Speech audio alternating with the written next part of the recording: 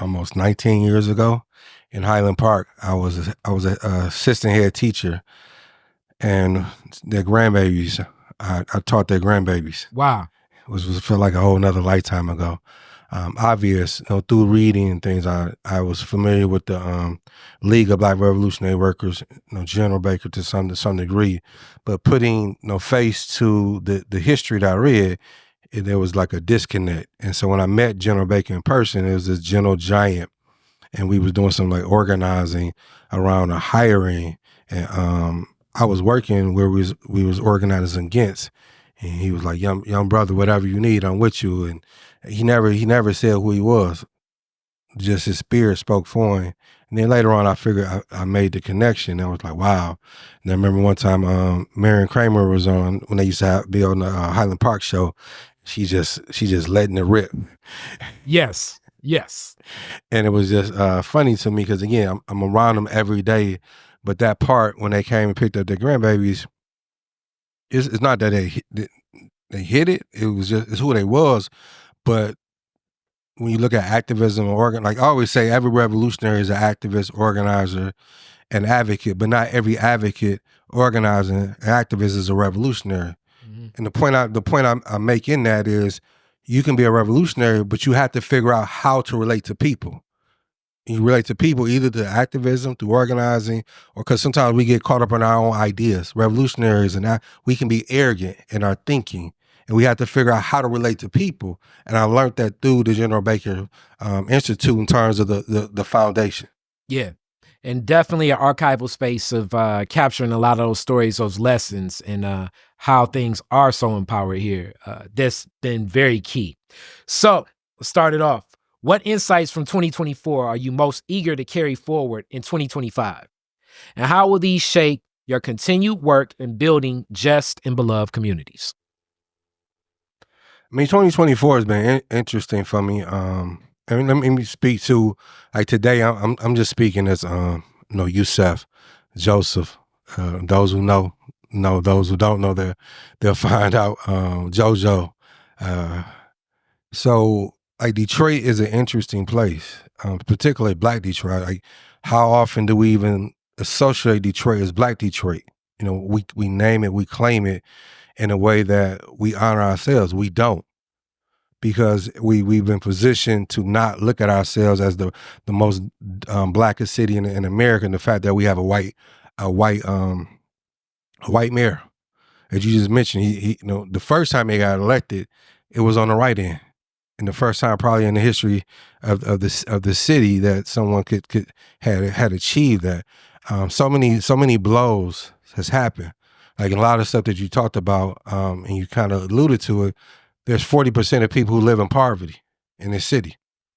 I've heard recently two Black men describe that this narrative of the turnaround in Detroit.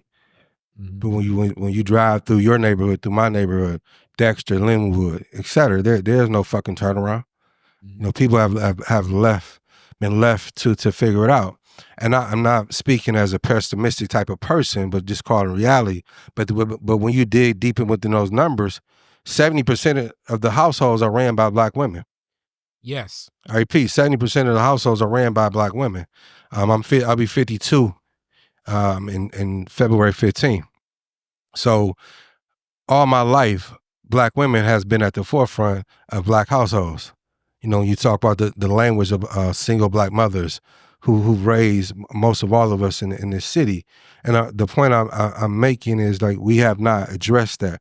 Not as a deficit, we have not addressed it where Black women has, and turned it into a positive, because they've stood in the gaps. They stood at the margins and figured out when no one else have. So when you look at you ask me what lessons, that is a lesson that I will carry with me, because my superpower comes from the fact that I was born to a Black woman. Detroiters face stark wage gaps compared to the state average. In an environment with limited job opportunities and high living costs, how do you envision communities organizing to create economic opportunities and advocate for fair wages? Well, it's not necessarily what I envision. We live in this world where everybody has a platform, And I tend to fight from having an individual platform because it's just so sickening that individuals, because it promotes this capitalist culture of individualism. Even though I may be right, if in my thinking, in reality, it takes a collective. It takes all of us to be able to contribute and to define what that reality look like. Fundamentally, we can't move nowhere economically without overstanding the social and political dynamics. So that's, when we did the commercial, I said the personal is political and the political is personal. And what I mean by that is, and it's not about electoral politics. Political is in terms of power. We do not have the power to determine our own destiny in terms of economically and socially. We go up 2 miles north from Livernois, you have a Black economic district. However, again, the 40% folks who live in poverty can't even fucking shop over there. I'm not shitting on it, but again, that's a reality. But we use the language inclusive, but how inclusive are we to ourselves, to the Black poor? Democracy should not be measured by those who have, but by those who don't. And we can understand that. That's how we flip it. But again, the conversation we should be asking ourselves: Are we having a Black liberation conversation, or are we having a nonprofit conversation, or are we having just an everyday conversation? For me, it's a Black liberation conversation. So it's always looking at the people and looking at the people and figuring out the ideas. Because the people may not have certain degrees or certain letters behind their name, we may not consider them educated, but they are educated. Mm-hmm. They're educated from their experiences. Their experiences teaches them how to create a just and beloved community, because they're the ones who haven't lived in one. That's why we need one, right? So what sense does it make to me to continue to go to those who supposedly live in a just community, but because of how this society operates, the privilege of that grants them the opportunity to impose on me, on what a society looks like. Like we're not against community development. We're against community development continue to be opposed upon us, which continue to value our humanity. I was a human being. I was smart long before I earned my PhD. I was a human being. I was smart long before I got accepted to the University of Michigan. My mother told me when I was a little boy, you can be the president of this country. That she was bold enough to make that statement, to dream, to the audacity. And it was in the prison cell that I lived up to that expectation by rebuilding and transforming my mind to first understand that we need a beloved and just community. Detroit has significant outside investment. And this speaks to exactly what you were just speaking to. Often benefiting the non-residents, while homeowners and locals bear high insurance and tax burdens. In your experience, how can we shift this dynamic so that residents benefit from the city's resources more? Well, we keep getting sold out. We keep getting sold out by politicians. We keep getting sold out by preachers, businesses. I mean, people that look like us. Some of them mean well, but this is where, again, like we talk about education. We're all educated, but do we all have the same interests from the education that we have? Mm-hmm. And this is where, again, with Black folks, there's a class dynamic. And this class is continuing to perpetuate this division. And where, Kari, because, how could you open up a podcast house on the block that you lived on? How dare you? How dare you open up a community house on Zone 8 on Ferry Park, where is no, when I come down there at nighttime, there's no streetlights. Is that your fault? That's my fault? No. But the fact that community, that neighborhood still matters. But it matters because we grew up over there, and we have such an attachment and commitment that people look at us and say that we're fools. Mm. But the fools are the ones that continue to give up on us and give up on our community when we was raised not to give up on ourselves. So when you look at the decisions that are being made, they're being made from an interest level. I mean, Henry Ford Hospital, the things that they've done and continue to do in my community. I'll say it and I keep saying it until I can't say it no more. Motown, we all love Motown. Motown is in the business gentrification. Most of these businesses in Detroit are in the business of gentrification. Most of these politicians that ran that was going to run is in the business of gentrification.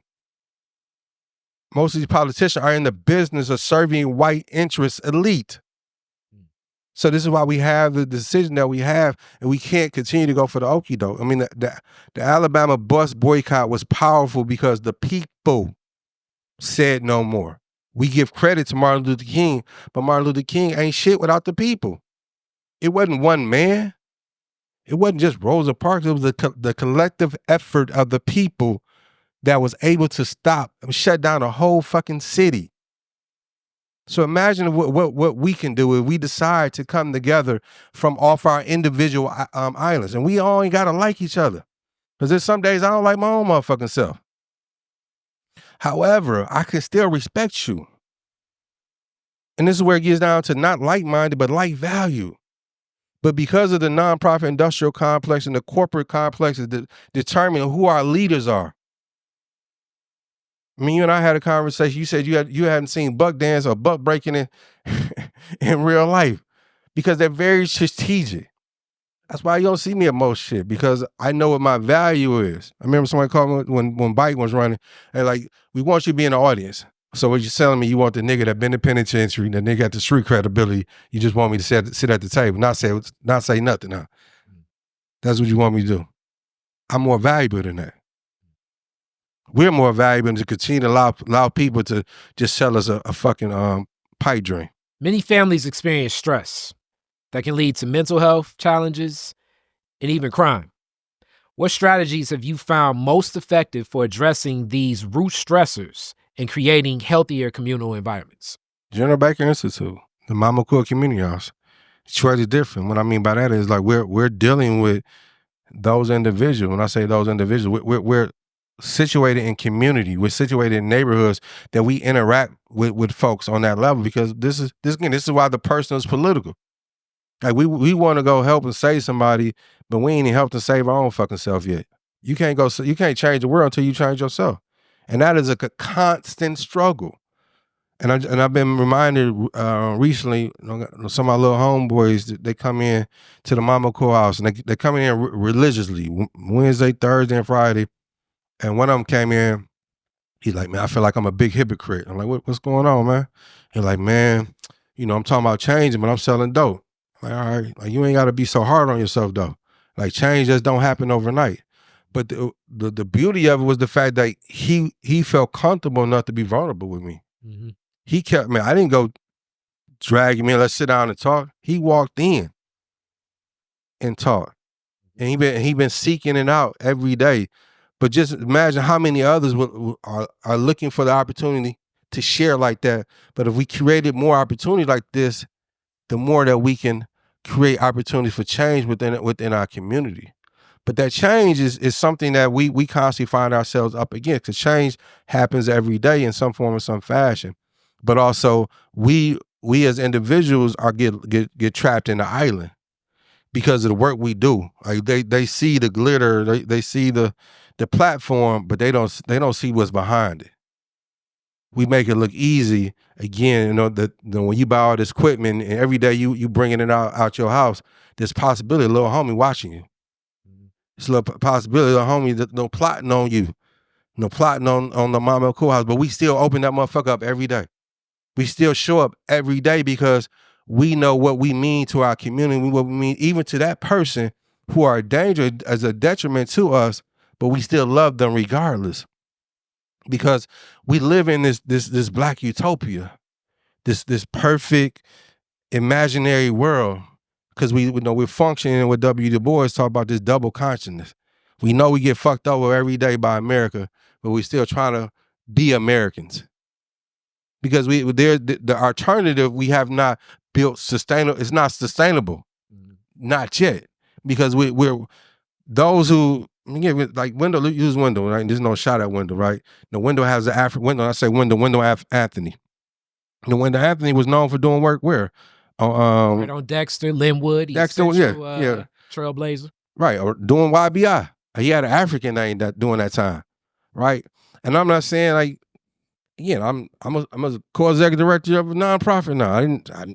I wasn't in my plans. That wasn't my dream job. It happened. My point is, how do we not lose connection? How do we stay? Because when Wendell leaves, who took his place? When Joseph leaves, who takes his place? Kari leaves, because that work still has to happen. And that requires a strategy. And not just duplicate, because I see what you're doing, I'm duplicating what you're doing. And when I duplicate what you're doing, now we become in a place of competition. We're going after the same resources. When communities turn inward and see one another as adversaries rather than collaborators, how do you suggest we move beyond internal conflict and build solidarity from within? I mean, it's predicated on transformation. Like many of us, we adopt. We adopt a Black liberation position. We adopt a Pan-African position. We adopt a Black feminist position. But my question is, do you really believe that shit in your heart? Like, do you really believe that in your soul? Like when I was in the penitentiary, I saw Moors, I saw Melanics, I saw Nation of Islam, I saw Sunni Muslim, and me and my best friend, we in a hole, and we talking like, man, if we either one of us ever decide to join one of these groups, we got to be serious. Because when you come from where we come from, what's get respected is being honest and being real. And when you trying to like you saying one thing but doing the opposite, like you killing your own fucking credibility. And so this is not nothing new. This has happened since the fucking beginning of time. Oh, I like your, what they say, I like your swag, right? Your swag drawing attention. So what the fuck I do? I go copy your swag because I want the same attention that you got. But that's not transformation. That's not creating your own path where the paths can connect authentically. You and I have been knowing each other over 10 till 12 years. Right? Most people would think like we talk every day. We have lunch meals, and we don't. But if I call you, you'll rearrange your schedule for me. If you call me, I'll rearrange my schedule for you. Why? Because there's a certain love there. There's a certain respect there that's rooted in a value system. But when we do talk, how long we're on the phone no more than an hour to. I mean, they say women are chatty. I think we more chatty than them on Sunday. Yeah. Yeah. But all those conversations are not like we don't agree, right? But those are battlegrounds to get better. So when I see you as my brother, and you see me as your brother, and so there's no room for competition, even though we don't see the world the same. But I know we're trying to get to the same destination, so I need you. And needing you pushes me to want to be your brother. Amid systemic inequities and emotional strain, how can individuals and groups ground themselves in a sense of purpose, cultural identity, and spirituality, or communal resilience? More so, how do you fill that cup up and keep going? Because at times, the odds can be crazily how you think it looks at. Being here in Detroit, dealing with Black Detroit, looking at the opportunities that are abundant here versus other places, it can be overwhelming. So how do you fill that cup? Well, being Black in America is overwhelming. And that overwhelmingness shows itself up in relationships. That overwhelmingness shows itself up when you're in the fucking shower, wherever, right? In the grocery store. It gives me the courage. It gives me the hope to continue, but also it teaches me that I can't hear what I'm afraid to confront. And there's a level of anti-Blackness that exists in this world that we embrace. And one thing, if nobody listens, shit I say, please listen to this, that we have to get away from, well, if that happened to a white person or happened to a white community, it'd be different. And we're not realizing we're legitimizing anti-Blackness. We're measuring ourselves against what white people will do or what will happen to white people. Mm-hmm. And I get the essence, but that's a challenge that we have to take upon ourselves to reconfigure how we approach that. And we have to stop saying, I don't want to see another slave movie. I don't want to see another block. We're the only people in this country that don't know who we are. Every fucking group of people in this world has been conquered, has been abused in some form or some fashion. We were snatched away from the titty of Africa, and we had to suck on another titty here in America. Excuse my language. But the explicitity the point I'm trying to make is that we're still searching for that milk to nurture ourselves, to be our fuel humanity. And to do that, we had to go through the pain to come out on the other side of healing ourselves. So imagine our ancestors who came from different tribes, who found themselves on that one boat, who spoke multiple different languages, became out one people. Imagine what we can do. We all speak the same fucking language. But you from Linwood, I'm from Zone 8. She from Dexter. And we're allowing these formalities to split us. But also, I see you on TV. Like, oh shit, I don't know. He's a superstar, so I want to be a superstar. But next week they come up with another superstar. Like, what? Why are we doing this? What's the purpose? I mean, the culture is about sustainability.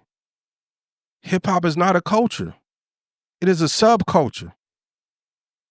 It is a fucking subculture that was born out of the streets. I mean, it's so interesting. Like, I hear the word culture now. Man, it was for the culture. It's for the culture. That shit, I cringe when I hear it. Because if the culture is legit, then you saying it's legit that we was raised by bitches. If the culture is legit, then you saying it's okay to go and break in your house, nigga, because that's what niggas do. Right? And where did niggas come from? Again, I don't have to go there, but I mean, I need to go there to get us where we need to go to.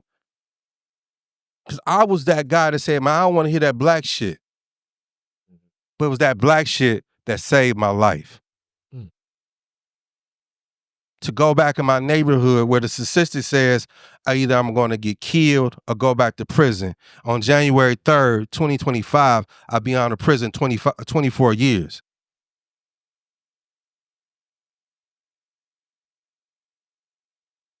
And so to understand culture is created out of community. And there's a gentleman in my neighborhood. On most days he don't like me, on most days I don't like him. But there's a genuine respect. And he taught me a lesson just recently. And the lesson was because even like I don't like you some days, Yusef, I value you. And if something happens to you, the devastation on our community is going to be tremendous.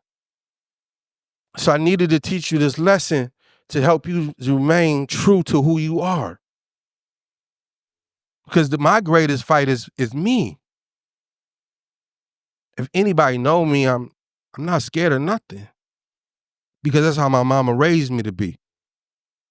Right? So if you disrespect me, I'm going to protect myself. Right? And that's just, but I have to figure out how to manage that. So my gift and my curse is my passion. It is a gift and a curse.